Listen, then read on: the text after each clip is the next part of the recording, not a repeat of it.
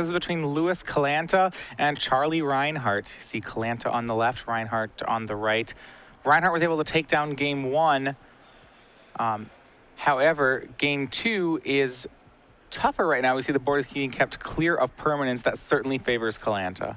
Yeah, it's all just about pacing the game here for Callanta to be able to resolve Sphinx's Revelation. Now, that's much harder to do in these post-board games because you're looking at so many duresses and the Sin Collector effects out of the black-white mid-range deck. Yeah, now, you are looking at the board correctly. That it does look like a control mirror based off the lands, but the Temple of Enlightenments, those are off-color temples in Rinehart's build. It is just a black-white mid-range deck.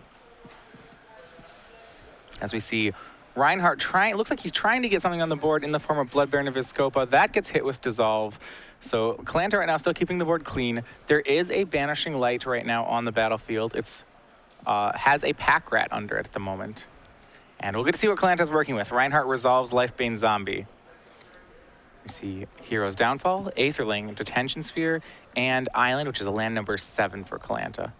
And jamming Aetherling is a pretty common line of play in this matchup because post-board, especially, Charlie probably has very few remaining answers in his list. So Aetherling with a blue mana up should be good to go here. Yeah, there is one Pithing Needle in the 75 for Rinehart, so he's not completely cold to the Aetherling, but whether or not he boarded it in and whether or not it's in his hand, those are some pretty big ifs. Yeah, it's Pithing Needle and then some help. Yeah, Callanta hits land 7, but rather than playing the Aetherling for the turn, he's going to go ahead for this freshly drawn Ashiok Nightmare Adept. And it pluses up, it hits 3 cards, none of them creatures. But he can do that while Detention Sphering the Lifebane Zombie, once again keeping the board clear. And just probably trying to set up a slightly more stable board here to resolve that Aetherling. Lifebane Zombie is a 3-power Intimidate creature, is annoying for Callanta, even if he is able to resolve Aetherling. So if he wants a Detention Sphere anyway, he might as well take care of it now. Yeah, especially if he wants to make sure he's playing around instant speed removal. He'd really like to play that Aetherling on 8 mana and not 7 so that he can play around 2 removal spells. Just because Aetherling is such a game-winning card in the matchup.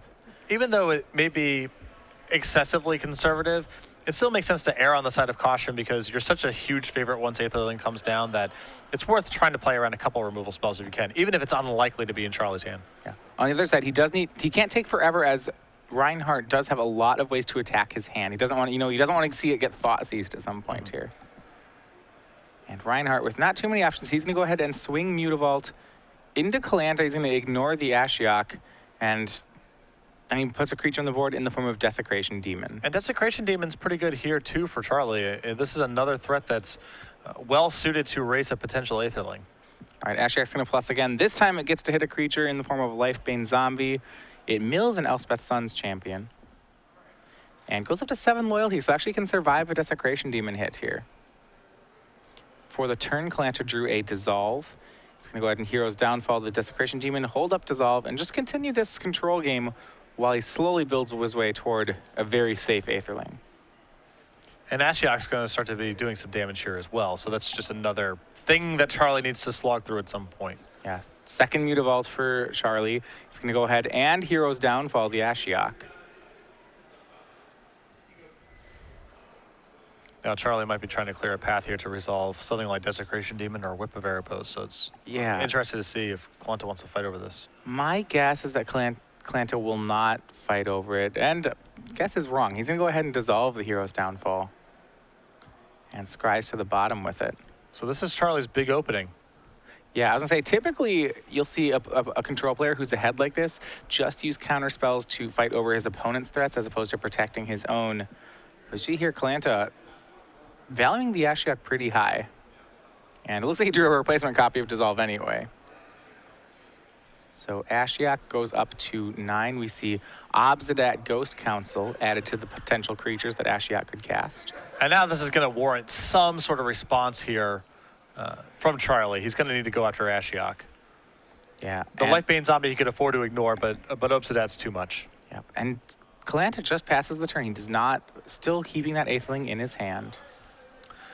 I'm not sure if Callanta really wanted to scry a Dissolve to the top of the deck. I guess it's just a powerful card against a deck like Black-White Midrange, but the pacing of the game right now is not great for something like another counterspell now that Charlie has a fairly advanced board. Yeah, and as you see here, Charlie reading Obsidian Ghost Council. Remember, he does have a Whip of Erebos in his hand. That is quite the 1-2 punch, as the Obsidian basically comes back to life when comboed with Whip. Yep. Yeah, you can exile it to its own trigger as opposed to exiling it to Whip, and then when it comes back, it's a full bona fide Obsidian. And Whip was the play for Rinehart. That surely will get met with Dissolve. Actually, yeah, the Obsidian, sorry, it's exiled. It's not in the graveyard, so Correct. you can't make that play. It's under the Ashiok right now. Yeah, so it's hanging out near the graveyards, but he does still have a Blood Baron in his graveyard. Nonetheless, Whip of Erebos gets dissolved. One card remains in Callanta's hand. It's an Aetherling. And a fair amount of damage here. Rinehart activates both Mutavaults. Callanta actually sacrifices a Mutavault to tap the demon. That can be dangerous. Now he's going to have to tap out for Aetherling now. Yeah, unless he left a land on top of his deck. But Callanta's really getting squeezed right now. I mean, the Ashiok, he's struggling to keep alive here. And the Aetherling in his hand, he can't quite cast. Now with the board maybe relatively stable after the Supreme Verdict, he needs to just find one more land. But yeah, so he's going to go ahead and Verdict away the demon. He's contemplating burning that Ashiok to put a Obsidian in play or maybe a Lifebane Zombie. Both lines mean that Rinehart would be able to remove the Ashiok if it's still left there. And this game has become closer than I expected it to be when I first started watching it. We see Callanta is fine cashing in his Ashiok for that Obsidian. Remember, he's not going to ever flicker out the Obsidian. That would be... It's Charlie's Obsidian, so it comes back to Charlie in the event that he were to do that. But the fact that Aetherling hasn't hit the table yet is pretty big right now. Yeah, there was a window there to jam it with 1 mana up. Callanta's kind of gone about doing other things, and now the game's proceeded to this point where Aetherling isn't castable. I mean, there's a risk at least involved in tapping out. Yeah, and Callanta's paying a price here. A great top deck for Rinehart in the form of Elspeth Sun's Champion. It goes to the -3, kills Obsidian Ghost Council, and an attack from Mutavault. This is big here. Callanta will cast Aetherling. He'll shock for Hallowed Fountain down to 12, so now he finally does get that Aetherling with mana up. This is the game, typically what is a game-ending play in the matchup. We'll see if it is still a game-ending play or whether it is too late. Well, Charlie's got quite the board at this point. I mean, he's going to be able to make 3 tokens with Elspeth. He has his 2 Mutavaults in play. So it is rough for Charlie, but he is equipped to race. And you have to imagine the first attack that Callanta makes has to be going after the Elspeth, first of all. So Charlie probably, if anything, in front of the race right now. Yeah, I mean, if Charlie just draws lands for this turn and the next, this is probably still Callanta's game. But another timely draw, and Rinehart could steal this one. Yeah. Rinehart appears to be giving this quite a bit of thought. Yeah, we'll see what he chooses to do here. You know, this really depends. What did he draw this turn? And nothing that helpful. He's going to go ahead and pass the turn, keeping that 1 card in his hand. And from Callanta, it looks like the draw is Banishing Light. Go ahead and make Aetherling unblockable. Take out the Elspeth. It's Fiendslayer Paladin, a different 3-mana white card. So he's going to cast that, flicker out the Aetherling, and Aetherling comes back. Fiendslayer is mighty fine here. I mean, that holds off Charlie's entire team. Yeah, that draw for Rinehart was Duress, actually. So the last turn's draw wasn't helpful. This turn's draw is not bad. It's Underworld Connections, but Rinehart's life total is pretty low. This is a 3-turn clock that Aetherling could represent. Fiendslayer Paladin, overall, I think a pretty low impact card in the matchup. You know, Charlie can just outclass it, and it is a Lifebane Zombie target, but right now it's excellent holding off all those Elspeth tokens and multiple Mutavaults. Absolutely. So extra card number 1 drawn from Rinehart. This one is a Blood Baron of Vizscopa. He's not able to cast it this turn as he's 1 land short. So he just has that Duress in hand, but Callanta has no hand, so Duress is still dead here. And Rinehart with no choice but to just pass back. For Louise, he has a Scry land, keeping a card on top, and Aetherling is going to go to work. It becomes unblockable. Swings, we'll see how much for. And it's going to be for 6. I think that I would have tried to pump for the full amount there, going up to 8, because that means that Charlie can no longer activate the underworld connections in play, because he was at 17 pre-combat. So you go to 9, then if he went to 8, he'd be actually costing himself a turn. Right. So there's another underworld connections activation that happens as a result of this potentially. Yeah, this does mean that by leaving up triple blue, Callanta is pretty much playing around any possibility of Aetherling dying. But I agree, I like denying draws. And we see that extra draw from Rinehart. So his 2 draws for the turn, he hit a land and a Mutavault. So 2 lands, 1 was Swamp, 1 was Mutavault. Still has Blood Baron and Duress remaining. If Charlie gets out of this Aetherling, it's probably going to involve Pithy Needle, in which case it doesn't matter how much mana is left over. All right, Blood Baron of Vizkopa on Rinehart's side. Number Aetherling can do a good job to not let that gain life. Aetherling, thanks to his blink ability, can both attack and block each turn. Yes. And can block a Blood Baron and then phase itself out. Right. All right, Aetherling attacks here. It becomes unblockable. We'll see how much damage Callanta wants it to deal. It's going to be 4, 5, 6, and just 6. That puts Rinehart down to 4. Looks like the line that Callanta's on, he wanted to make Aetherling a 3-turn clock while still leaving up plenty of mana as a contingency. Mm-hmm. And Callanta does not blink the Aetherling on his own turn, so it's not going to be able to block Blood Baron here. Curious. I mean, he still has lethal even if Blood Baron gains 4, is the thing. Right. Rinehart down to 3 from Underworld Connections. He finds a Pack Rat.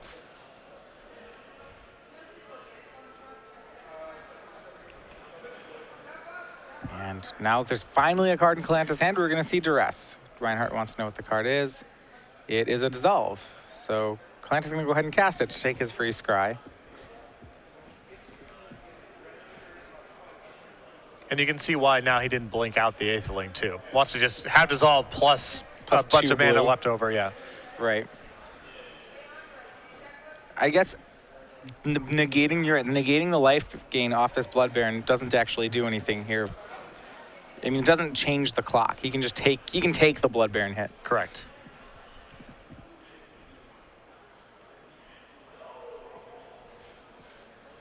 All right, we'll see here. It doesn't look like Rinehart has a play that keeps him alive. I think we'll be going to a game 3. He's going to activate all 3 Mutavaults and swing 3 Mutavaults, 3 soldiers, and a Blood Baron. Callanta's going to block a Mutavault with Fiendslayer Paladin that puts him up to 14. He takes all this damage, which is 2, 4, 5, 6, 7. That's 11 damage. He'll drop to 3. Rinehart will go to 7. And on the board, it looks like Rinehart is staring down lethal. Yep. Aetherling does its thing. There's some jockeying and some body language where you're trying to act like there's something you can do, but there's nothing you can do. All right, and a swing for exactly 7. That should be enough, and we are on to game 3 here between Louise Callanta and Charlie Rinehart. So this is going to be a test to see if Rinehart can get his discard going. The game we jumped into, we didn't see a lot of that going on, but he is packed post-board. Again, 4 copies of Thoughtseize in his main deck and a Sin Collector, and that gets supplemented post-board by 3 copies of Duress and 2 more Sin Collectors. Yeah, there's some reprieve for Callanta here in that Rinehart's mid-range deck only plays 2 copies of Underworld Connections, and it doesn't supplement it with any copies of Read the Bones. So that early game card advantage that sometimes can steal this matchup isn't there as much. Rinehart is really more on the Duress the important cards, resolve some sort of finisher plan. Now on the other side, you see Callanta's sideboard here. The big thing that stands out to me is Blood Baron of Vizkopa. It's a card that you don't see necessarily in every Esper list, and Gerard had 0 copies in his 75, for example, but if there's any matchup you would want Blood Baron for, it's this one. Right, I mean, Blood Baron, excellent against black-white decks for sure. Yeah. We saw he boarded in Fiendslayer Paladins. Like I said, I have to assume Blood Barons are in the board. Other than that, you might see an Obsidat from Callanta. There aren't too many other cards that are great in this matchup on his side. Yep. Now there's an argument in general for Callanta bringing in just more creatures because he's playing against so many anti-spell cards in Charlie's list, the 3 copies of Duress and the 3 copies of Sin Collector. So even though I think Fiendslayer Paladin is a marginal card, it's possible that Lewis's mediocre spells just have to get out of the deck because there's too much discard in Charlie's list. Yeah. See some other cards in his deck. Cards like Debtor's Pulpit, probably not able to be played in this matchup. That card is somewhat of a silver bullet for opposing Aetherlings. Deicide, not terrible, but because we don't think he knows that Rinehart doesn't have Erebos in his sideboard, that probably is left out as well. Yeah, looking at 2 copies of Banishing Light and 2 copies of Underworld Connections as the target. So probably not enough to justify bringing in 1 Whip of Erebos. Not really a lot of Deicide targets. So remember, game 1 went to Charlie Rinehart. Callanta, as you just saw there on camera, equalized by winning game 2. Game 3 will determine who goes on, though, to face Chris Van Meter and his Jund Monsters deck in the finals. And game 1 is the one I anticipated Charlie would be at a huge disadvantage in. He was on the draw, in fact, too, as the 7th seed, so very impressive. Yeah, actually, with how the seeding worked, Chris Van Meter is the highest remaining seed, so he will be on the play in the finals regardless of which player wins this game. Yeah, everyone broke serve. The 8th seed, 5 seed, 6 seed, and 7th seed all advanced to semifinals. So if you were in Van Meter's position, which deck do you want to see as your opponent in the finals? I would probably rather play against Esper, I feel like. Just the black-white mid-range deck is a little bit more proactive. There's less counter spells and more removal spells, so I think that matchup's just a little harder. Desecration Demon is excellent against Jund Monsters as well, and there's a full 4 copies in Charlie's list. Yeah, I think I would agree that I'd rather play against Esper Control deck. I'm not sure either of these matchups are great matchups for Jund Monsters. This is true. I mean, 75 cards is 75 cards. I would rather be playing either one of these decks in the finals than Van Meter's list, but we've seen Chris win so many matches with this deck. He's 8-0-2 on the weekend, and the most hateful deck towards him in the elimination rounds, in my opinion, was Gerard's list, which he dispatched very easily in the semifinals. Yeah, 8-0-2 in the Swiss, 10-0-2 including the top 8. He still actually is undefeated in standards. And it's crazy too because it's, he's been playing with essentially the same list for a couple of months now. I mean, the only big change to this deck from the last couple of months is he's incorporated 2 Abrupt Decays in the main deck, and he's playing Nylea's Disciple in the sideboard to fight Burn. That's it. Otherwise, he's been playing with roughly the same 75. Gore-Clan Rampager has come in and out of his deck at various times. There's small changes, but this has been a tired and true list at this point. Right. Both players have drawn 7s. We're going to be underway for our deciding game here in the top 4. Rinehart versus Callanta. Rinehart will be on the play. He keeps Callanta going down to 6 cards. And mulligans are always bad, especially for a deck like Esper that needs to be hitting its land drops and playing expensive spells. And particularly so against an opponent who's sideboarding into 10 discard spells. All right, well, Charlie is showing a hand here of Swamp, 2 Mutavaults, and a Pack Rat. And I think this is a man with a plan. Yeah. Has Whip of Erebos, too. Yeah. That's a combo. With Pack Rat. Yeah. Because I don't think he can cast the Blood Baron in his hand. So you just discard that and get it back later, It's going to get it into play the secret way. A really synergistic Pack Rat hand. You have 2 Mutavaults and a Whip of Erebos and an uncastable creature. How much better does it get than that? Yeah, on Callanta's side, a lot of his hands, really what he's hoping for is just a high land count in them. Especially from the Esper side of this matchup, you expect to get Duress and Thought Seized so much early on that, most of your hands that are, say, 5 land, 2 spell, they're kind of all the same in the matchup because they just end up playing out like a 5 land hand. I'm sure that Callanta would be totally fine mulliganing into 6 lands if some of them were Scry lands. Absolutely. Because it's Duress and Sin Collector and Thoughtseize proof. And he needs a bunch of mana anyway. Let's see here. His hand's pretty close to that. It's almost all lands and some lands and a dissolve, I believe. So underway, turn 1 Swamp, no disruption spell from Rinehart. Looks like he has a dissolve, a pair of Supreme Verdicts, a Thoughtseize, and some lands. And on Rinehart's side, we saw that there was that Pack Rat in the opener, and now it is cast. And he has Blood Baron, Whip, Desecration Demon. I'm not sure he has a second black to cast any of these things. But with Pack Rat, he does have a hedge against not being able to cast his spells, which is they just all become rats. All right, Thought Seize from Louise Callanta, and we'll see the hand that he's playing against. There's a third land in the form of Mutavault. There are 3 double black spells, Whip of Erebos, Bioblight, and Desecration Demon, and a black-white spell in Blood Baron right there. There is nothing castable in his hand at the moment. What's going on with that Bioblight? Well, we saw Fiendslayer Paladin last game, and I'm guessing he brought them in to kill those. It can't. No, it can't. Can't target it. You're right. Is it Elspeth tokens? It does take it can't take care of Elspeth tokens. Mutavault? I don't know. See, and Lifebane Zombie, another double black card for Rinehart. That's a rat. Yep, he drew another rat token. Top decked a rat. And the fact that he's pack riding here, we see him discard Blood Baron, is actually playing into Lewis's hand very well. We saw Lewis had a Dissolve, Supreme Verdicts, and nothing else. Really, the Supreme Verdict is going to be pretty live. Well, I think after making the first rat here, Charlie's going to shift gears a little bit and just start using Mutavaults to attack. Maybe he just wants to keep making rats, but he does have a pretty powerful hedge in play, which is just animating Mutavaults and hitting with them. Right. Turn 4, we'll see whether Rinehart can hit another black mana source or a land at all. He hits neither. He draws another pack rat. So a swing, this is for 4, and he's going to discard at least one more, deciding between Desecration Demon and Bioblight. I would think it's the Bioblight, but I guess I don't really understand what his game plan is with the Bioblight, so maybe it's not. He discards Desecration Demon. He's going to put lose the test here to have Turn 4 Verdict. Yeah, which he does. Now, even though that looks bad here, Esper Control doesn't have a lot of untapped white sources of mana in the deck.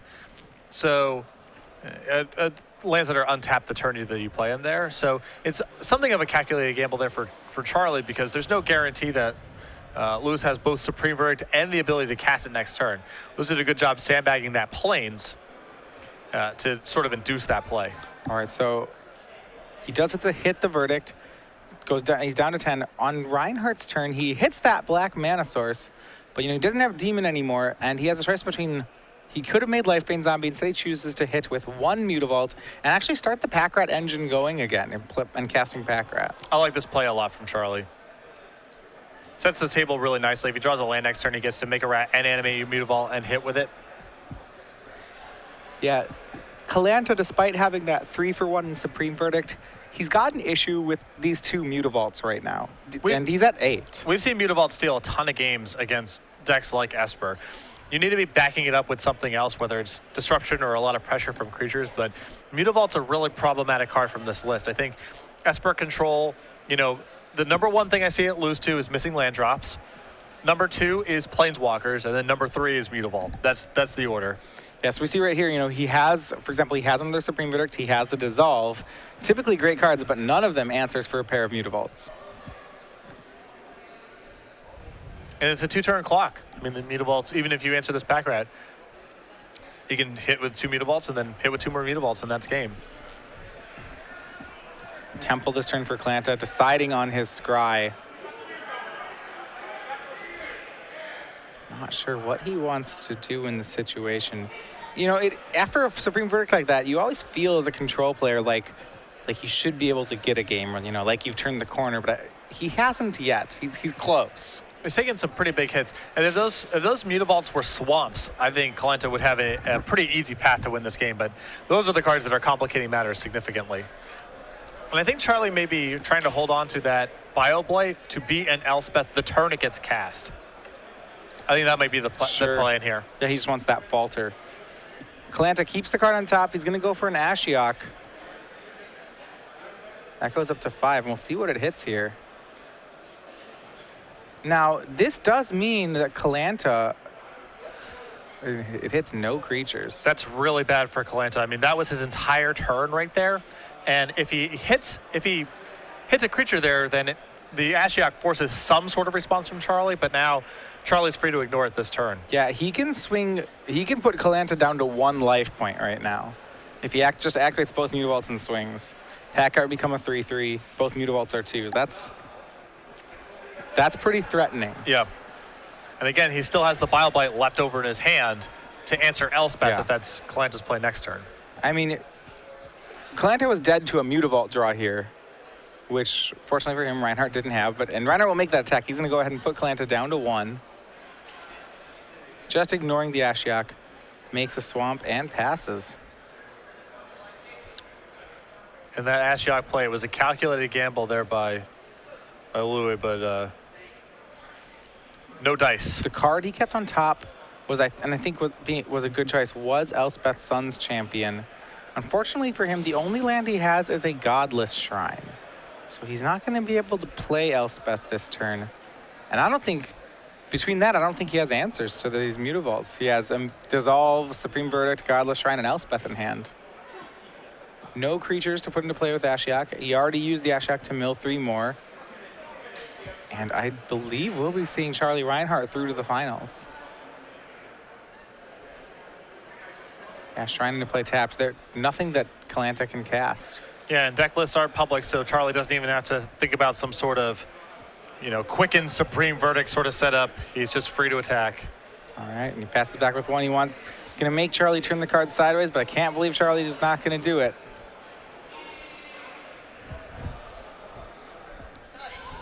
Again, deck lists are public in the elimination rounds. So Charlie should know that this is good right now.